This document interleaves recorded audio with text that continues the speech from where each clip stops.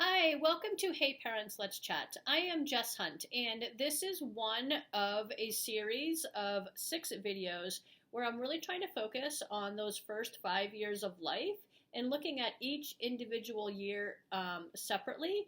Those first 5 years are so crucial and critical as we raise our little babies into little independent, mobile human beings. And we really want to create a really good, solid foundation for them that they can always rely on and fall back on years from now as they're growing older. And so, those first 5 years in creating that foundation is so super important. And so, for the purposes of this video, we want to focus on that year from like age 2 to age 3. And so once they hit, age 2-ish, they are becoming way more independent. They're definitely, very curious. They love to explore. They're wanting to get into everything. And so it's really important that we're super, cognizant of like where they're at, what they're doing, so that they are safe. And that is their curiosity is something that is awesome. But we also do want to make sure that they're not getting into trouble, like sockets and things like that. And so we are going to really want to pay attention to them.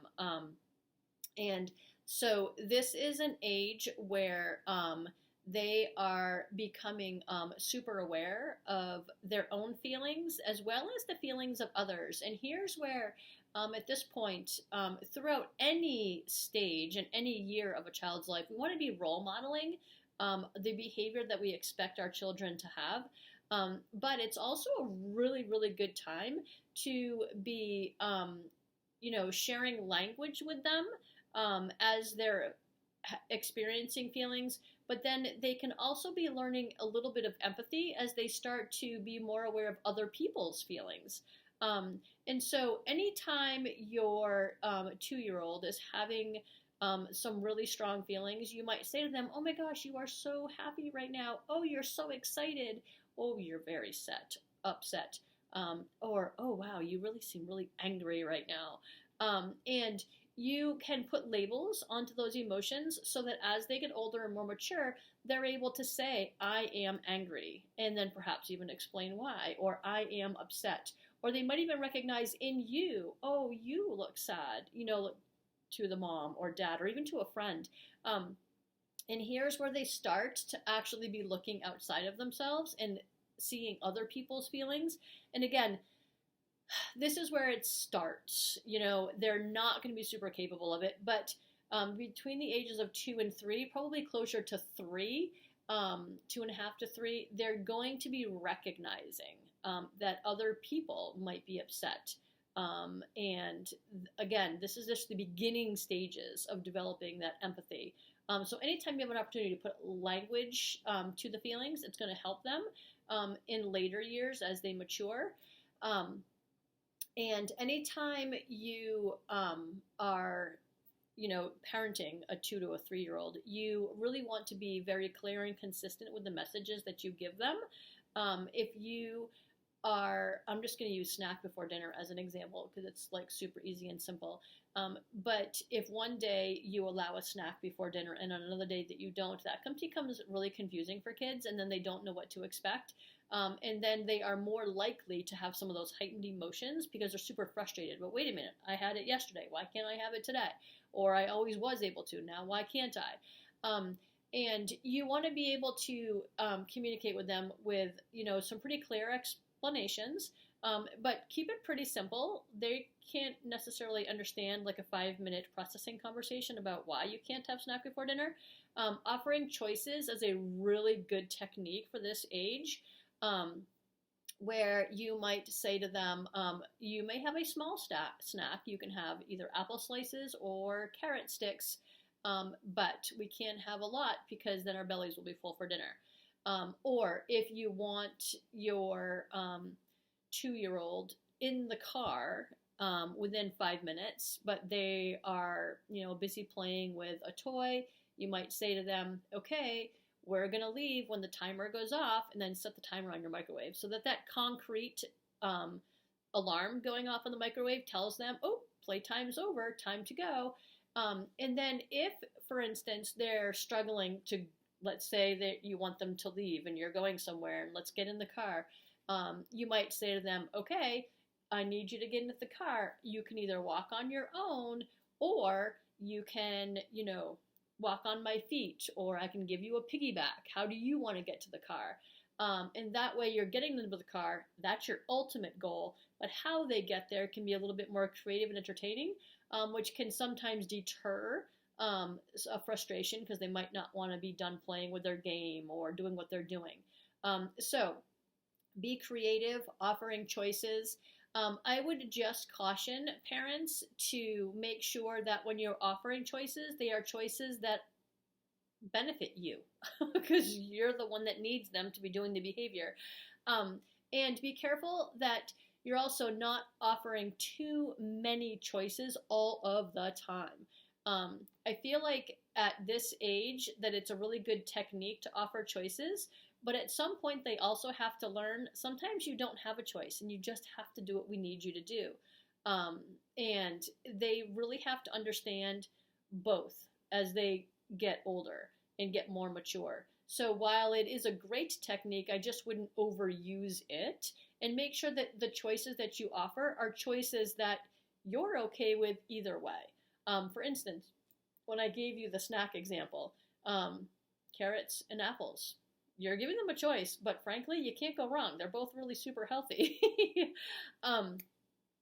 And so we just want to be strategic when you're using that as a strategy. I also think that it's super important that children at this age are learning how to play independently. They should not, there's no need for a parent to feel like you have to entertain your kid all day long. That's not our job. But they do need to learn how to play independently. I feel like there's no better skill for a child to have than to be able to be by themselves and just play with a couple toys on their own. They shouldn't have to be entertained or always have to have, somebody else with them. And it's great for their developmental learning and for their brain activity to just be quietly playing on their own. And so independent play is super important. Make sure that you are also, though, at this age, offering some structured play opportunities where, let's say, once a day you have some sort of arts and crafty thing. It could be something as simple as, here's a piece of paper and here are some crayons. Go to town, draw to your little heart's content. And then you might also want to offer them times where they could, be exploring with markers. You might want to make sure that you are offering that within structured time where you actually give them some rules to listen to, where you might want to put out newspaper if they're playing with markers, and then just say, you can play with the markers, but stay on the white paper so that they're not then going all over the table that the paper is on top of. That way they're starting to listen to following directions. At this point, kids could probably handle like 1 or 2 step directions. So you might say, if they're coloring with markers, you might say, use the markers, but try to stay on the white paper, and don't get the marker on your skin. We write on the paper only. Write on the paper. And that way they are practicing listening and following directions, following 1 to 2 step directions. For 1 to 2 step directions, you might say, okay, put your shoes on, get your jacket, it's time to go. And then they should be able to go and do that. And so it's super important that they have independent play as well as some structured play, and that they have opportunity to practice following 1 to 2 step directions. At this point, they are definitely developing stronger language. they're becoming more expressive, they have opinions, and this is important for parents to be taking the opportunities, again, to be role modeling really good behavior, but also to be paying attention to instilling your values with them. And so what you think is right and wrong, what you think is good behavior and bad behavior, certainly be praising the positive behavior. When they are misbehaving or doing things that you think are wrong or inappropriate, you want to be handling them in certain ways. You definitely want to set boundaries for this age because they need to learn that they can't just go do whatever they want whenever they want to. And because they are curious and they're always exploring, they're going to make mistakes, and that's okay. That's part of them learning, but they also need to learn that there are boundaries. And so, for instance, if they are doing something that is not to your liking or whatever, you might have said, you might have said no hitting, and they're frustrated, and they might have gone and hit one of their friends or the dog or their sister. And then you might have a consequence, whatever consequence you have in your house. You might have timeout. You might have decided that for that infraction, it might be a loss of a toy. Or it might be that they are removed from that activity. And that might be the consequence. I think that the consequences need to be sort of relevant to whatever the infraction was. And so if you have been very clear about your expectations, and you might have said, we do not hit in this house. You may not hit your sister. And then if they go do it, you're going to have timeout. And then put them in timeout for like 2 minutes, or remove them from the activity for 2 minutes. And then just give all your attention to the people that were behaving appropriately. Then they're going to learn, mom's not giving me attention when I've done this, but she's now giving them attention for behaving well. Then they're more likely to, learn from that. It'll be more impactful and more effective. And those boundaries become more important the older than they get. Like right now, we're talking 2 to 3.